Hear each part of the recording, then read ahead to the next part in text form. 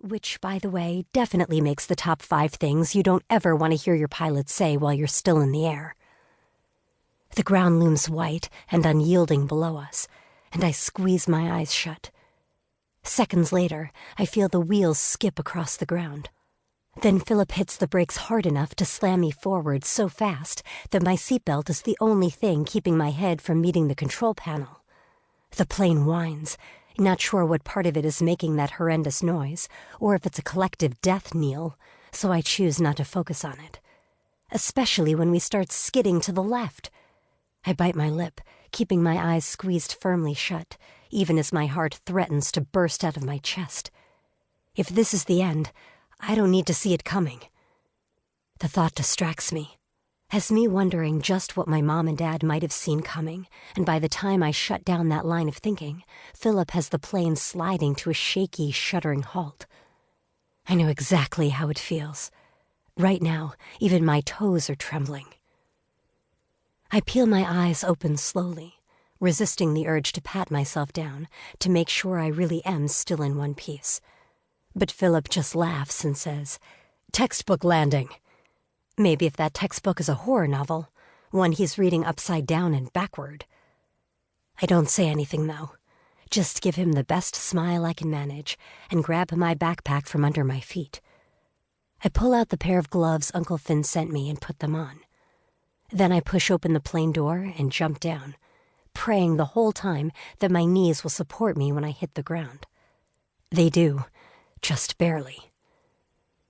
After taking a few seconds to make sure I'm not going to crumble, and to pull my brand new coat more tightly around me, because it's literally about 8 degrees out here, I head to the back of the plane to get the 3 suitcases that are all that is left of my life. I feel a pang looking at them, but I don't let myself dwell on everything I had to leave behind, any more than I let myself dwell on the idea of strangers living in the house I grew up in. After all, who cares about a house or art supplies or a drum kit when I've lost so much more? Instead, I grab a bag out of what passes for the tiny airplane's cargo hold and wrestle it to the ground. Before I can reach for the second, Philip is there, lifting my other 2 suitcases like they're filled with pillows instead of everything I own in the world. "Come on, Grace. Let's go before you start to turn blue out here." He nods toward a parking lot. Not even a building, just a parking lot, about 200 yards away. And I want to groan. It's so cold out now that I'm shaking for a whole different reason. How can anyone live like this? It's unreal, especially considering it was 70 degrees where I woke up this morning. There's nothing to do but nod, though, so I do. Then grab onto the handle of my suitcase and start dragging it toward a small patch of concrete that I'm pretty sure passes for an airport in Healy. It's a far cry from San Diego's bustling terminals.